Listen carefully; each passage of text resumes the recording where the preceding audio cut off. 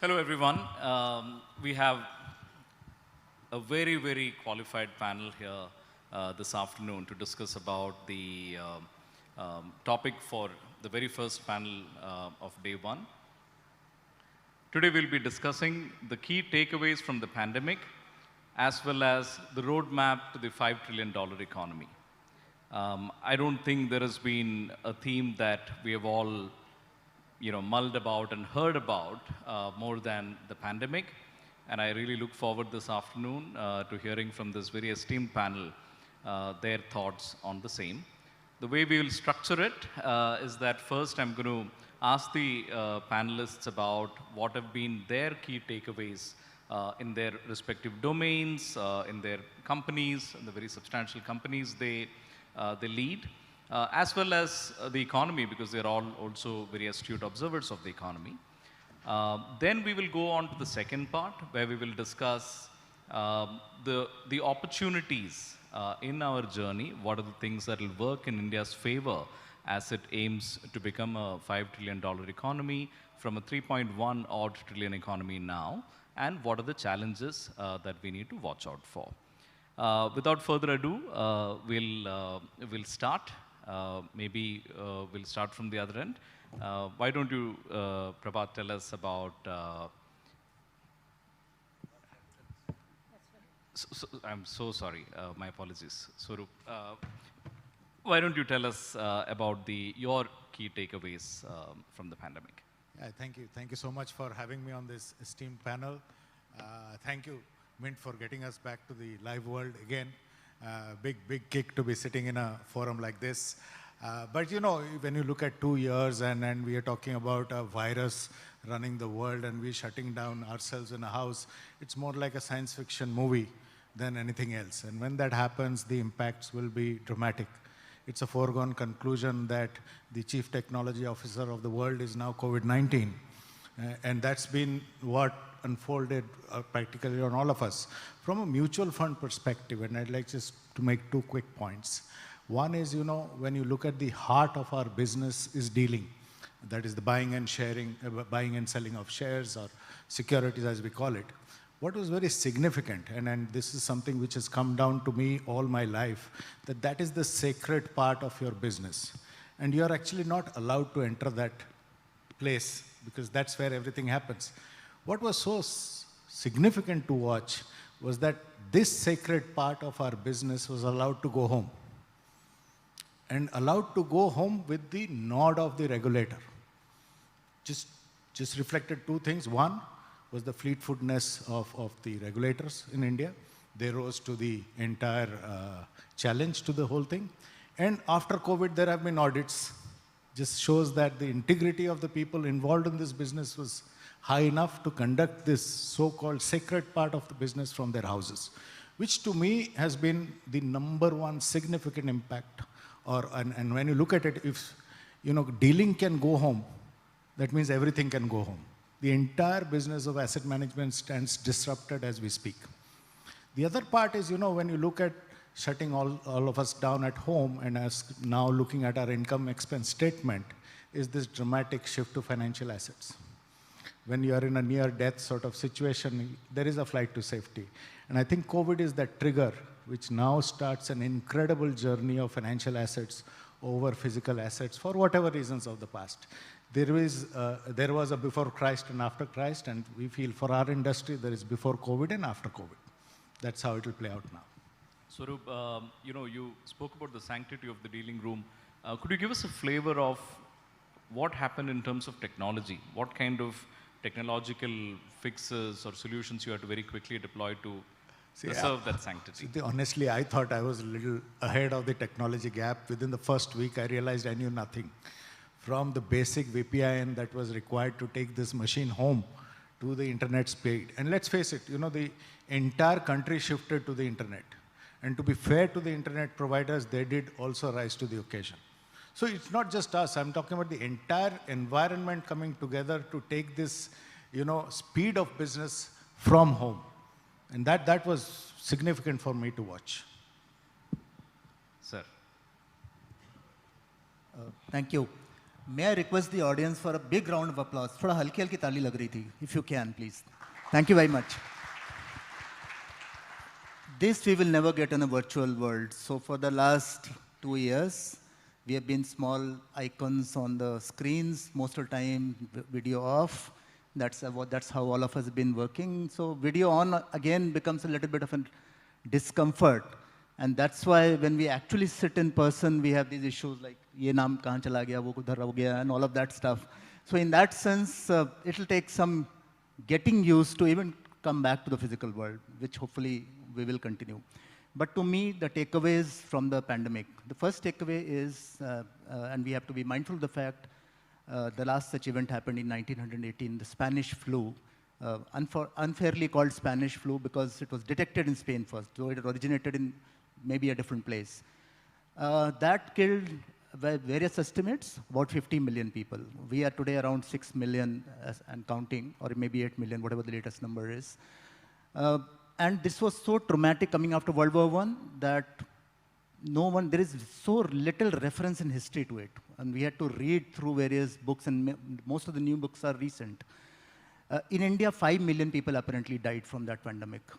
Not a single reference in any history book. I don't remember, at least I never read anything. I've read history till class 10th. I don't know if any of you have read in history, even if you've done a graduation history, if this pandemic is mentioned anywhere, the 1918 Spanish flu, only because it was so traumatic. However, so therefore that reflects upon the fragility of the human race. And yet at the same time, what we have also seen is the resilience of the human race. We saw it also in 1918, the roaring 20s which followed, which of course were an interlude between the world wars. But there was a superb growth in economy, in entertainment, in all kinds of arts, fantastic period, the 20s, coming right after the pandemic. And now this roaring 20s, hopefully, again, we may have, it's not started well this year, but hopefully we'll quickly overcome this. So the resilience of the race, the vaccine got developed in 4 months flat. I mean, can we beat it? The last time the record was 6 years, I believe. So 6 years compressed to 4 months, just unbelievable. All the testing got compressed. So that leads to the resilience part, and this reflects across. He talked about the working from home, shifting the dealing room to home. Even in our bank, and I was in New York when this started out, and we had no clue how to take our core banking system home, never done that. And then we had to quickly, in a month's time, figure out the VPN system as it prevails. Our data centers in India, by the way, and how the network will operate, what will be the security patches or the programs which will be required. And then, of course, treasury dealing is a part of it. So Bloomberg feed at home, all of that got figured out in 1 month flat. We were working from home. So this shows that how quickly we can adapt. And then, of course, one thing which is not given enough credit, and there's nobody representing telecom here, is the nuts and bolts of internet, the telecom, the various providers, how this held up.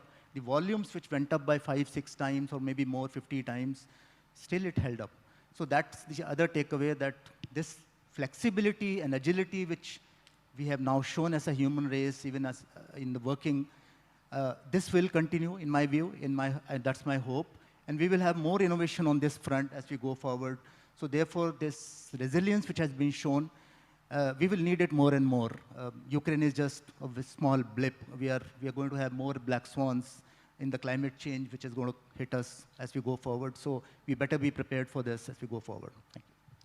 Mr. Tiwari, you're the only person on this panel who actually has a retail banking business, and that is one thing you can't really take home. Bank branches have to be opened. SBI, of course, plays a very critical role in financial inclusion. Could you give us a flavor of what were the challenges involved when you discussed how do we navigate this? How do we keep some of the branches open and yet our employees safe? So I have to salute all our branch staff and people. All the branches were open all the time. Not a single branch got closed, unless the government of the area closed it. We have lost 825 colleagues in this pandemic. And my salute to all the families and all the people who lost their lives trying to serve the people at large. Not only this, we have supported the vaccination program when it got rolled out. So not only did we get our staff and their families vaccinated, we also helped the entire ecosystem around us, the vendors, the partners, all of them and their families also to get vaccinated. And of course, we did develop the work from home, but as you rightly point out, it was a requirement by the government. And a physical presence was a must, especially in these times when the access, the movement, and all of these things could also be affected, the cash movement around the country from various chest branches, from RBI to the branches. All of these had their challenges from time to time. But we managed, we thought, the branches, the clusters, the states, all of them collaborated with each other, and it was such a fantastic collaboration with the government, with the NGOs, with the hospital authorities. We developed our own in-house, I wouldn't say hospitals, but places where people could isolate and they had oxygen available, etc. So a lot of stuff went on, and the best part is banking is a very process-driven industry. It is very highly regulated industry. So RBI was also very agile, like the SEBI and other regulators, and they kept on changing regulations to enable the branches and the banks to function and to continue to serve the customers. And similarly, we also changed our processes where required in a very agile manner. We delegated a lot of authority to the regional managers, who are the people on the ground in the respective districts, to actually work as they deem fit, wherever, whichever people, how many number of people are needed from one place to the other. All of that we delegated. We did not actually lay down any of the broader policies which we very rigorously enforce in other times. And of course, the various schemes of the government, like the emergency credit line and so on and so forth, the moratorium which came in, these came in so thick and fast. I mean, there was a time when we were finding it difficult to react to it. But I think all of that really helped in stemming the sudden loss of momentum, the sudden stoppage of the economy, and it helped that it doesn't fall under. Otherwise, there was a risk of the whole economy falling across the cliff. So I think it was a really marvelous piece of work which done by the banks and various other players, including the staff of the banks. And I think there is time to actually look at this in perspective and see what learnings we have learned from this and how can we use those to make the system better and more resilient. Our sympathies to your colleagues who lost their lives during this time. And I want to come back to and listen more about SBI, because it's utterly fascinating how such a vast operation navigated through the pandemic. But Prabhat, let me come to you for now, and could we get your opening thoughts? So I think a few things. I mean, obviously, the resilience has been talked about, and I think that's true for every organization, because it was absolutely important to be, flexible and resilient to sort of survive this. And we are a global company. We have multi-country operations, and when we had COVID raging in India, it was quite fine in, for example, Singapore, and the situation is different now. I think it was important to be actually flexible in terms of how you operate, and as Mr. Tiwari said, giving flexibility to each office, depending on the situation, was absolutely crucial. So I think decentralizing decision-making was very, very critical. But what was very interesting was that if you really look at last 2 years, right, stock markets new high, volumes in stock markets at new highs. We had record FDI in this period. You're talking of high involvement investment decisions being made all online. You would have not thought this possible if you had on the other side of pandemic, that you get $60 billion FDI plus. So I guess technology itself, and I shudder to think what would have happened if we had this kind of problem 10 years ago. I mean, thankfully we have high quality internet now. So I think in that sense, being at the stage of technology, that we were actually really helped in getting to that side. I think the other thing that I sort of find quite interesting is that a change in mindset. I mean, pre-pandemic, you would probably have people 9 to 7 working in office. I mean, today people, we really don't have an insistence on where you work from. So even though we have opened our offices, nobody's checking. The fact is, we've realized that work goes on, people are responsible, and in fact, flexible working environment has very much become part of sort of a style of working. So there are people, so if you've got meetings, people will come to office, but not necessarily when they don't have. for example, in our company, we are sort of saying that for corporate functions, we are happy to have only 50% people working from office going forward. So this whole change in mentality of 9 to 5 office and everybody has to be in office for office to be running, I think is probably a long-term change. How it sort of impacts our lives, etc., we'll have to see. And the last thing I would say is, even though we learn to live, remotely, but I think need for interaction in office is also very important. I think both from mental health perspective of people, also in terms of bouncing ideas around. So I think it's important that we also found that once you open the office, there's a lot of keenness to come back, not necessarily every day, but I think it really helps, as Mr. Tiwari said, to sort of be there in office in just in order to sort of, for the organization to remain relevant in terms of ideas. And it's very difficult to, I think, ideate and collaborate when you're sitting separately. So I think that was the other sort of, takeaway from my perspective. This, of course, is in some ways the debate of our age, whether working from home can be as effective as working from office. Where do you find yourself on that debate? Do you find that you can really effectively work from home, or you do need some interaction at work among colleagues? So I think it'll be a hybrid as we go forward, right? So the fact is that if people in office don't meet, for example, and I'll take an example, investment banking team, they don't meet once in a while, they'll not know what is happening in each other's domain. So you just always cannot do it sitting separately. Bouncing ideas around in terms of what you're thinking about markets, I think that is not possible if you're sort of sitting separately. However, day-to-day business is quite possible. So I think it'll be a hybrid. For certain functions which are rote, for example, pure corporate functions, it's quite possible that you can continue to do this completely offline. Oh, sorry, Prabhat. My interest is in finding out which camp are you in.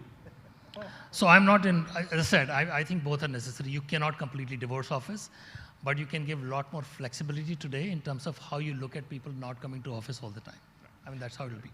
Tell us one slightly insidery thing, but tell us a little bit about, so just for quick context, so the Nomura Index of Economic Activity became one of the most tracked indices during this period. All of us journalists love using it. The Google Mobility Index and the data team at Mint, they basically, this is, a big part of their toolkit. How did it come about? Is it something that you used internally and decided then to publish, or? No, I think all credit to our economics team. Sonal, she has been a very well-known economist for a very long time, and she is, very quick in terms of figuring out what is needed at the point. So I think it was entirely done by the economics team, but there was obviously demand for figuring out one tool which can give you, because we were all struggling to figure out, what is actually happening. How do you encapsulate it in one single sort of measure? And I think, well, one we were quick, I think, and the fact is that given that we have credibility in this space, it got adopted. So I think it was partly timing, partly I think how we responded to the whole demand. But once it sort of takes hold, obviously it becomes the most quoted index. So yeah. Very, very influential index indeed. Mr. Hiranandani, you are another person on this panel for whom, you're the face of an industry that just couldn't, go home and work. Very, very large employer across the country. It impacts both your operations as well as demand, which obviously impacts all of your future plans. What have been you've of course very successfully navigated this period, but what have been the big takeaways? I think the idea that we're able to manage situations which were considered impossible, I think the flexibility that we talked about, I think is unimaginable. Whether it's in the real estate space, whether it's in the commercial space, whether it's in terms of social delivery space. I also run a large education space. All that put together, we found that we were able to get back to action very fast. And I think that's a big learning that we found. Of course, technology helped us, but I think people were able to adapt much faster than I thought they would. Be able to continue to deliver which is again something very difficult to achieve in terms of large numbers. I think we are able to do that. The residential space actually benefited hugely. I don't think the papers have covered it adequately enough, but we benefited a lot. Husband working, wife working, 2 children studying from home, all locked up into a house. The importance of the house was you don't need that much space. They all go to office, go to work, or go on a holiday, or study from. But everyone in the house locked up for so long, there was a huge upgrade in people who could afford the house to be there. So 25% of my sales of the upper segment was actually upgrade of houses in a short period of time, especially those which were ready. And fortunately, the persons who were selling also were able to sell. So in reality, real estate kicked off even better in terms of residential segment.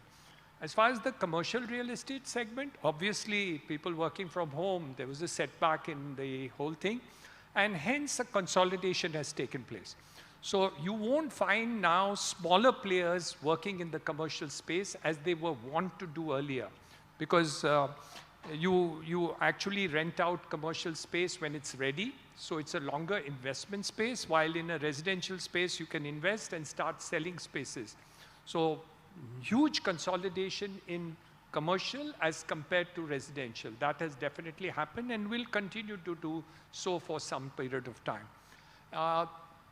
Working from home vis-a-vis working from the office, my gut feel reading, we've tried to do numbers that we are talking about. We think about 20% at the most will work from home. 75% will still do it, but there will be spaces where it will be the reverse. So there may be, let's say, banking space or IT space where this could be a reverse action to take place.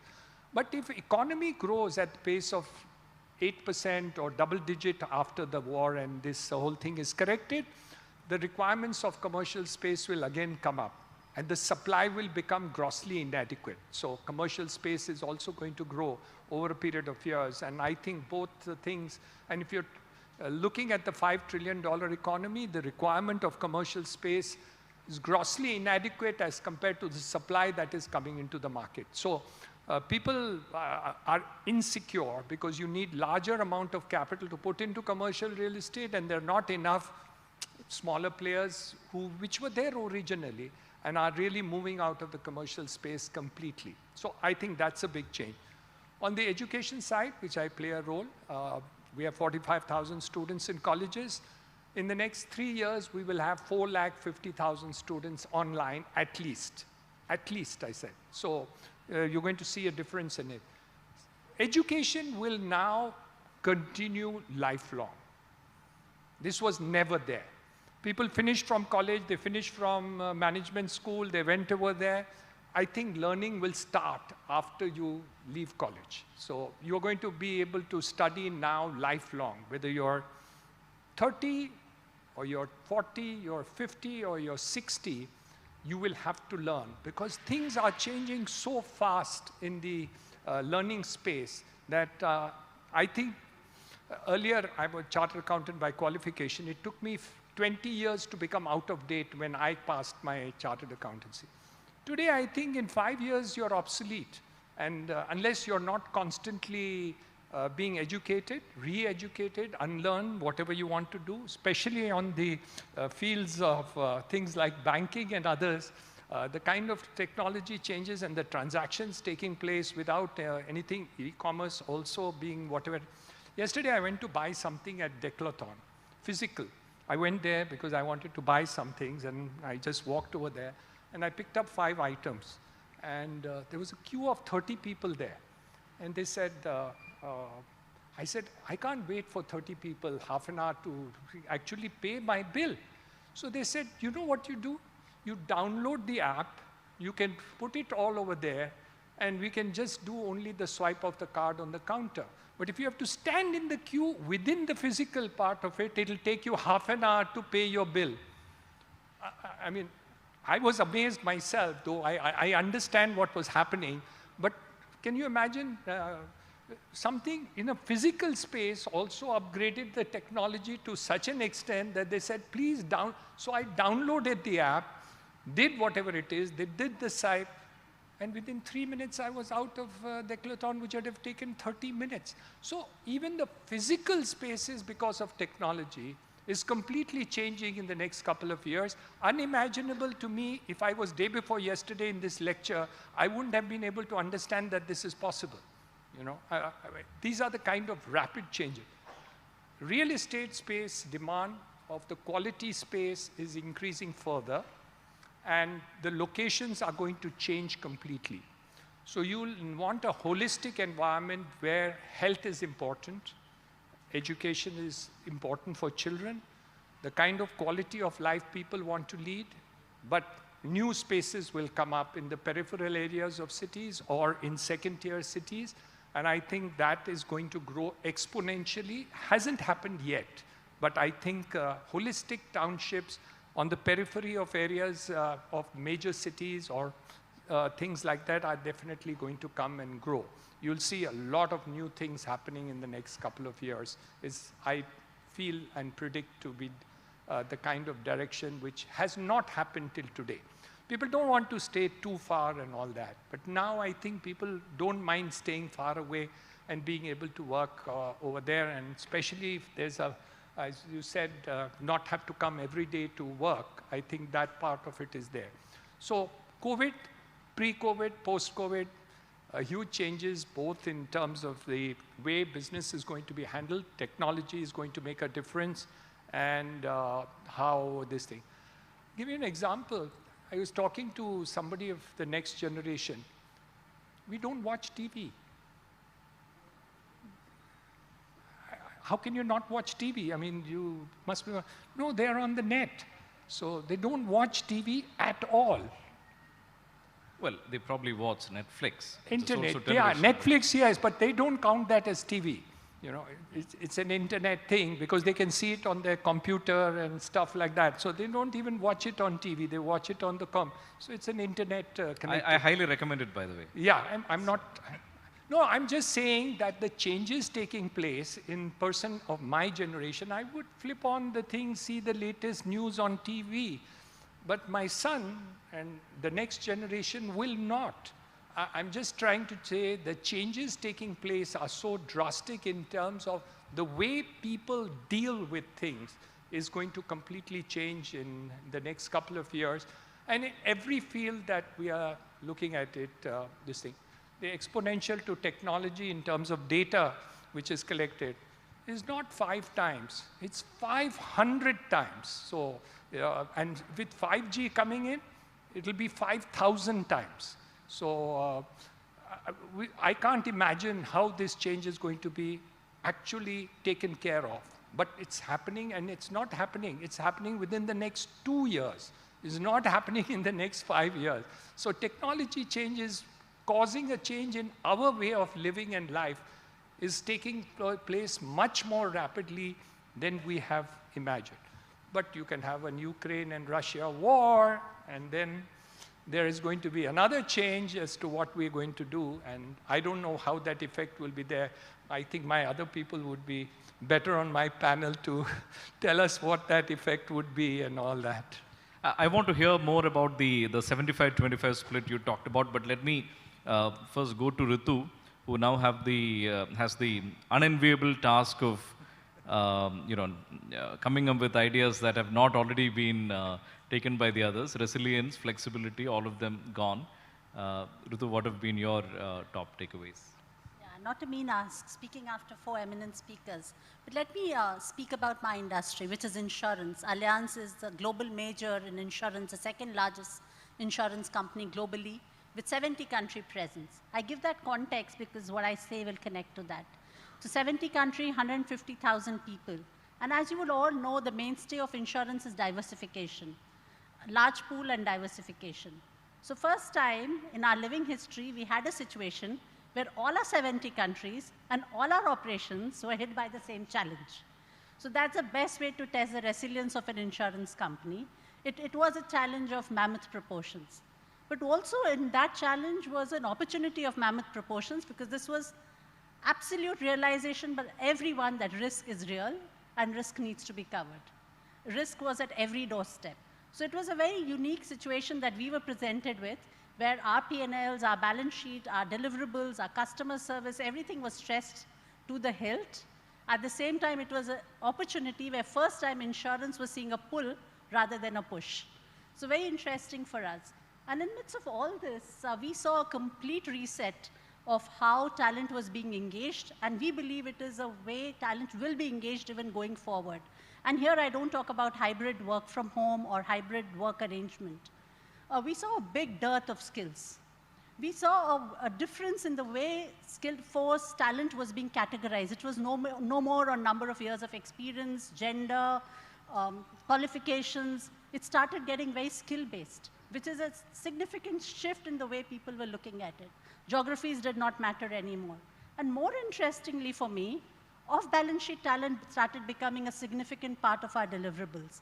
I believe these are trends that will crystallize even further going, probably pandemic was a catalyst, it was waiting to happen, but that brought the urgency to the table. And these are trends on workforce talent management, which I think are going to be very significant. We are, of course, customer facing. So we saw, again, a very significant change, which was what the customers are demanding from us. So there are four kind of words that summarize it: convenience, ease, connectivity, and seamless experience. And that, again, I don't talk about shopping online or e-commerce. Of course, we witness a sea change there, where even my grandmother now orders vegetables online. That is, of course, a change. Do you want to tell us which particular app she uses? I take money for that. But besides that, I see a significant change coming in health. The whole entire health journey is soon going to be digital, seamless, and available on your phones. Telemedicine is going to explode like never seen before. Education, though it doesn't really impact insurance, is going to change. One great professor need not teach a class of 45 anymore. He can teach 450 people. He can teach 4,500 people at the same time. So education, I believe, is going to see a significant change, especially specialized education. So that's another trend that we are witnessing. And lastly, I'd like to mention climate. I think we as Allianz are very passionate, but in these last 2 years, I think the realization around climate being a real risk has also become very, very pervasive. I think the risk has been recognized across. And now it's catching the momentum, which I think will be a force to reckon with. So those are the trends I notice. Thank you, Ritu. One follow-up question. As an organization, did you pivot a little, somewhat or quite substantially towards digital channels of sales, or you were already there? We were there, but it was not a pull. And it changed significantly. So we were all prepared and were there, but it was even to get, I'm sure many of you would have faced, the agents would need to call you to ask for your mobile numbers to be updated, emails to be updated. That changed it drastically, because then the customers were reaching us to say, can you please update? Because they knew any fine day in middle of the night, they're going to need to utilize their product, and it better be updated. So it put a huge, huge pressure on our customer service, on our portals, on our digital footprint across. That's a very welcome change, but that's also a big opportunity. Now we have a digital connect with all our customers. It's a marketing person's delight. And also, I think insurance as a category, right? I mean, pandemic really drove home the uncertainty of life, and therefore, the point of needing insurance, especially in a country like India, I think that has been driven really home. Did you get any help that way from the pandemic as a category boost? Yes, we did. We did get that. In fact, for us, general insurance is as important. And with the supply chains breaking globally, that also became a very significant part of the challenges businesses were facing. It was not just health. But yes, health insurance, as we all know, and life insurance, as we all know, saw a big spurt in demand. Thank you. We heard so far from the panel mostly things to do with their organizations and their industry, which is how they saw the pandemic play out, what have been the significant takeaways. And we'll pivot now a little bit to talk a little bit more about the economy. The $5 trillion roadmap. this was an ambition that was articulated a while back, you know, by our leaders. And I think it's been clear for a while now, and since the pandemic hit, that the idea of $5 trillion economy by 2025 is in all likelihood not going to happen. And therefore, it has opened up questions of, okay, and then now what then? You know, where will we get there in another 2 years after 2025 or before? And to my mind, those are actually less important questions. The point is that the economy will change in substantial ways. The pandemic has really, you know, it dealt a pretty severe blow to the economy, and there is now a lot of focus on the shape of the recovery and so on and so forth. But I think it's important to imagine what will be the significant shifts that we will see as the economy grows further and nearly doubles from this point onwards. Swaroop, let me come to you first, and we won't necessarily stick to this order in this round, so that Ritu doesn't have to wait again all the way till the end. But top two opportunities that you see in India's favor, the tailwinds that will get us to the $5 trillion milestone. Yeah, I think we come from the personal finance side, and I think significantly what changed for India was in 2018, as you rightly mentioned, when the finance minister sat up and, you know, put a goal to the country that here we are going to go to 5 trillion. And when you put a goal, everything changes. Then the measurement of the country changes. The fact that we are sitting here discussing whether we are on track or not is because of that goal, right? So when you look at the breakup of that 5 trillion, typically it was 1 trillion from agriculture, 1 trillion from manufacturing, and 3 trillion from services. Services would be our side, and that's pretty significant. And you have to keep in mind that as India grows per year, the demography of the country is also changing very fast. Bulk of that services is consumption. And post, you know, COVID, the way things will be consumed is totally different from the way the things were consumed of the past. Add to the fact what Mr. Hiranandani was reflecting, the young today consume very differently. They are moving from asset consumption to experience consumption. And here's where India now comes in pretty dramatically. If you go to, say, pre-COVID, it's a reality that India had sort of tapered down a bit on growth, but everything is advantage India post sort of economic, post-COVID, and we are kind of back from a comparison, and everything is relative comparison from the EM perspective. And then when you realize that you are back, you have to seize the opportunity. And then when you look at the basic framework that we've done, we've broadly identified that there are 12 sort of industry parts which we'll focus on. And if we can now move to specific sort of, you can say, reforms to these 12 industries that we are focusing on, a lot can happen. We are back in the business, as we say. But, you know, from broad, the economy perspective, our house view is, you know, just look at some of the tailwinds that will impact us because of the impending war. One that is over, we can be back on track. But for me, I think a lot can be discussed on the policies, but it has to be business-like from here. If you have to sit down and say, hey, we have to reach 5 trillion in X, please remember that the 5 trillion that we started off in 2018 is not 5 trillion anymore because it's 10% more because of the rupee. Important personal finance lesson. Yeah. So then if you are deviating by 2 years, then hell should break loose to ensure that we be there in 2 years. Rest can all fall into place. But this is business. I was very happy to hear the minister saying that we will not deviate from here. And that is more important to me than policy making or anything, that we are very sure that we'll do it on that particular day. Then everything falls into place. All of us will align to that. That's a reality. Very interesting. Mr. Tiwari, do you agree with this assessment? Do you see that there is that kind of sense of mission and all components are aligned for this kind of a goal? Yeah, so any number does focus minds onto it, and therefore one starts to feel about how to achieve this.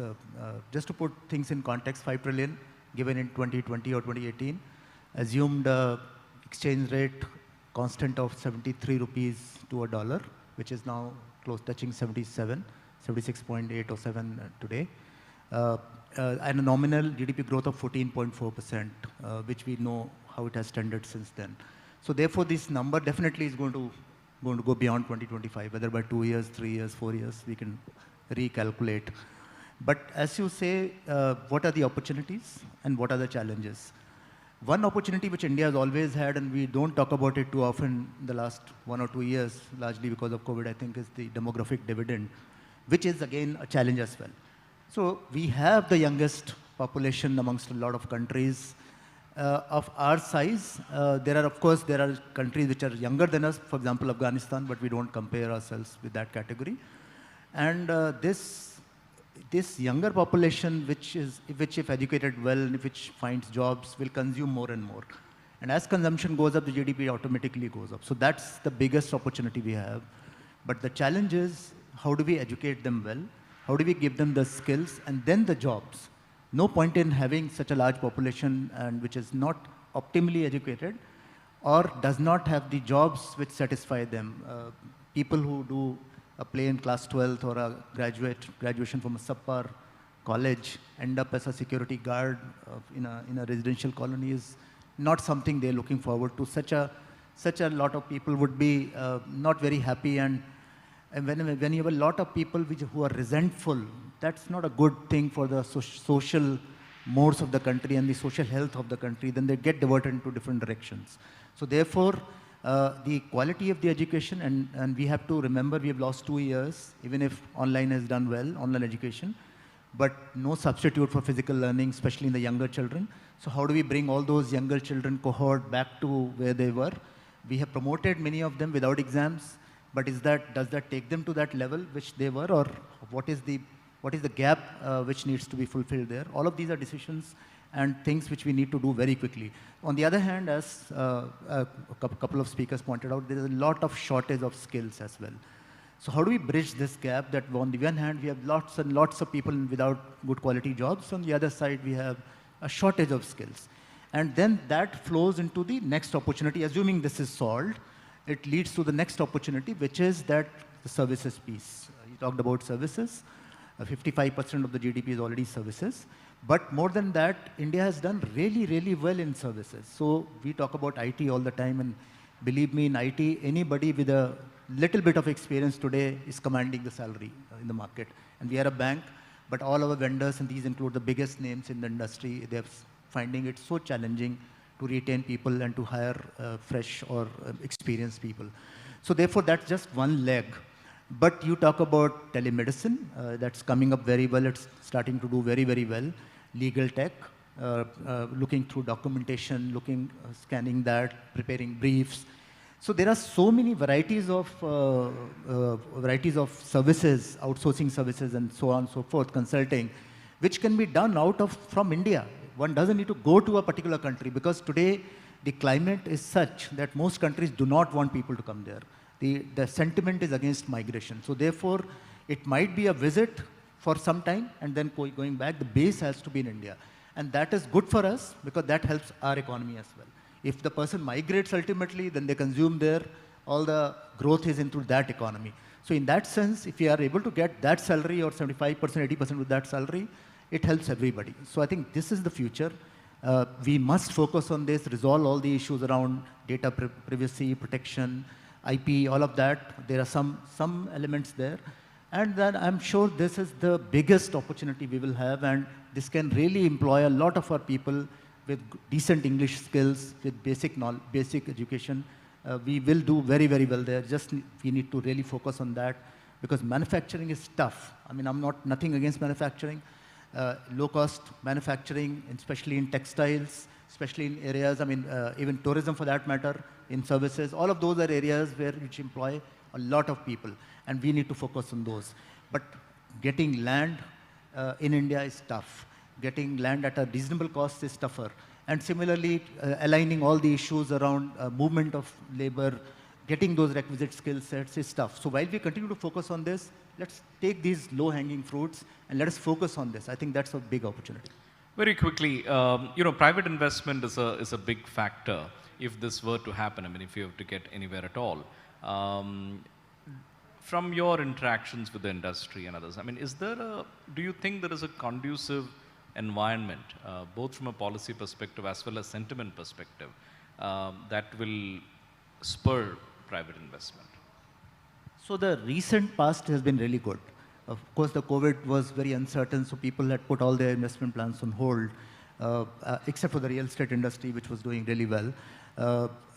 The capacity utilization, especially in the core industries, has still not reached 100%, still around 70-odd%. So therefore, fresh investment has not started. It has started in few areas, but plans are there, sanctions are in place, but the actual implementation is still starting out. Areas like renewables and roads and all, they continue. But the core industry, steel, for example, totally deleveraged. They had a good cycle going and they really made use of it.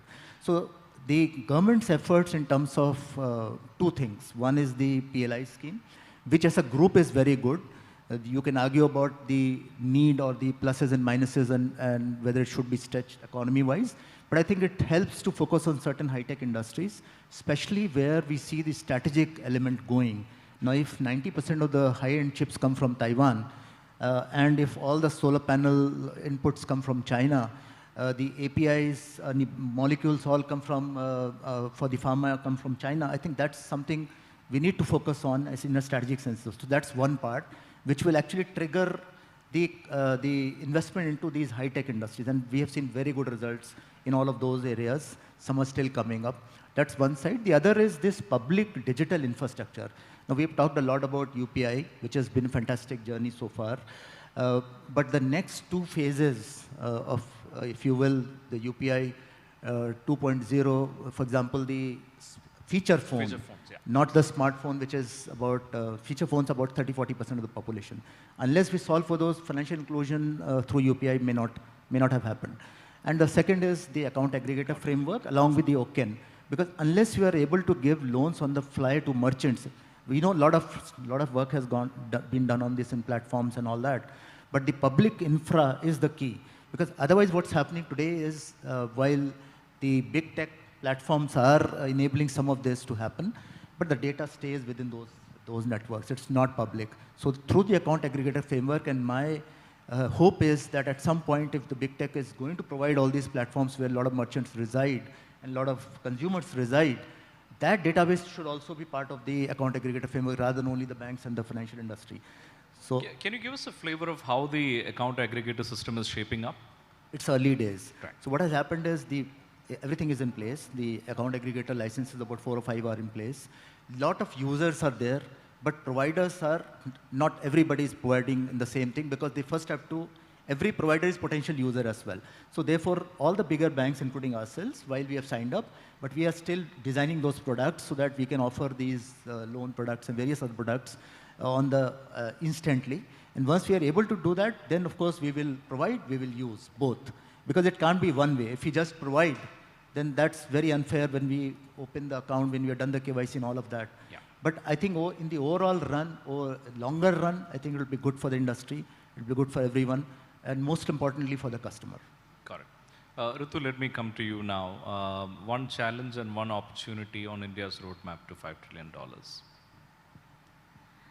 Like every journey, I think it's not the destination one should set the eyes on, but the entire journey. And I think we already embarked on that journey. And it's a quite a fascinating journey that we are on. I mean, just to put it in context, by 2030, we would be the 3rd largest economy, dislodging Japan and Germany. So we're already getting there. And obviously, what will happen is already happening is with it is discretionary consumption exploding. It's also very good news for market participants like us because this is obviously, if economy goes to 5 trillion, there's a huge amount of wealth to be made. There, the opportunity is to harness the capital from within the country. And harnessing it, I mean, it works well for equity markets now, but it still does not for AIFs, REITs. I mean, there's a huge part of the economy that needs capital. And to be able to energize and to get domestic capital into these sectors, I think will be hugely reinforcing. So that's an opportunity that we should be able to harness. Of course, the journey gets faster and quicker if we do that. The challenge, I think, would be unequal. This growth and this journey to 5 trillion is not carrying everyone with them. There's a wide disparity, and inequality leads to social challenges especially when wealth is being created in some pockets. And hence, it is important that we find frameworks, support systems that help carry SMEs and other sections of the society with it as we make this journey to 5 trillion. So that's, for me, the opportunity and the challenge. Well, the time has flown past, unfortunately. But so very quickly, Prabhat, I want to get your comments first, and for wise words from Hiranandani will be the last. So your thoughts first, please.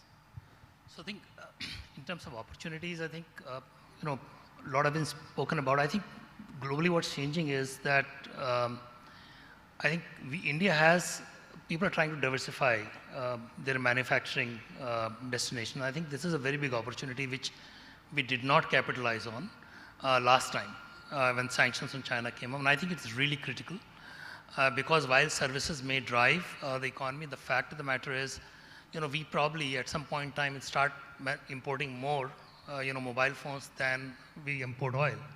And we really need to manufacture what we're going to consume because, current account deficit is running very high and our ability to sort of even take higher oil prices has declined considerably over a period of time. So I think it's really important for India to diversify into manufacturing areas where the consumption is rising very rapidly. I think it's really critical because otherwise we'll not have resources to invest. I think it's an opportunity as well as a challenge. And I think in terms of challenge, I think finding right people will be really critical. I mean, we talked about, for example, elections which happened. Unemployment was a big problem, right? A big election topic. And here we are talking about not finding people in our companies because, even if you're paying, we're seeing churn go up. So the problem is that education, higher quality education, I think is an issue because you're talking about, engineers who are coming out might not be of the top-notch quality that you require. So I think while our services economy has grown, our education quality on the whole, the kind of quality that is needed is not happening. I think it's really, really a problem that as you go forward, I think it'll really be constraining. Thank you, Mr. Hiranandani. $5 trillion economy, you cannot achieve without a 10% plus GDP growth. So I think you'll have to watch the war, you'll have to watch the prices of oil, and both these things will really be something which you have to watch in order to get it. I think the banker has clearly told you that in India, the problem is when you set up 5 things, you're not getting land. Where you get land, you don't get approvals. Where you don't get approvals, you don't get skill sets. And so 23 textile companies, majors, which moved out of China, only 1 came to India.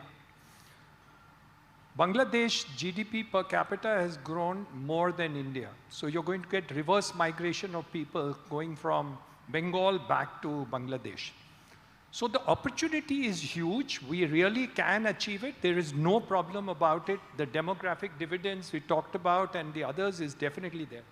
You forget the skill set at the level at which Ritu is talking about or the banker is talking about.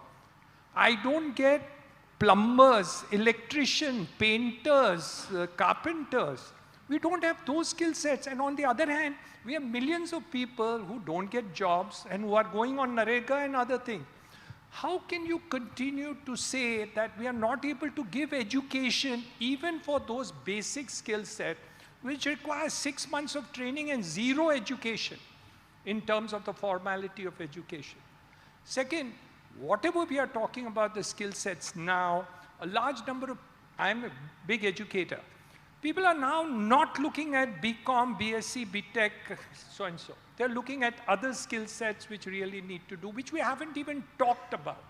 And that's a major thing that we need to do. So we have to focus on different lines of a thing. Just like you have said about the $5 trillion economy target, we need to pick up each of them and really take it end to end. So while in many cases we are doing a lot and we have the wherewithal and the direction from the Prime Minister, from various things, when you go down the line, there are lots of things missing. And we need to plug these gaps very quickly. My reading, 100% you can reach the $5 trillion economy. You can reach that target. The intent is all there. But there are gaps in each of these fields that we really need to fit. And if you really focus on the gap, whether it's in education, whether it's in skill sets, whether it is in textiles, whether it's in any other field of endeavor, My belief is India can do it, whether it's on health, whether it's on the other things. We've met the challenges once we focus on it, and we have seen in the health delivery side, we had a problem. We focused on it, and we solved it. On the vaccination front, we had a problem, we solved it. On setting up various things, we were able to solve it. Because we focused not only on creating a policy level at the top level, but actually following through to see that each item is delivered. And if there were any gaps in any place, somewhere down the line, we lose interest. Humne ye kar diya. We have given this policy. We have told the bankers to give the money. We have done this to do so and so. How is it possible? If he finds that the industry is not going to be able to deliver or not able to get the land, where is he going to give the money to that industry for the purposes of doing that business? So the end-to-end working that we really need to do is missing. That you see in many other countries of the world, like Vietnam, like Bangladesh and others. And if we focus, and our focus in that is correct, in every field of endeavor, especially skilling, is very, very important in the next couple of years. I promise you, we will not achieve, we will overachieve. But if you don't, you will never achieve. So there's a big gap between the two. Very, very, very well said, sir. I couldn't have put it better. No lack of focus on vision, but insufficient focus on execution and the nuts and bolts. Utterly fascinating discussion. Thank you all so much. Time is unfortunately up. I have so many follow-up questions, but I suppose it'll have to be another time. Thank you for being a patient audience. Please give a big round of applause to all our panelists.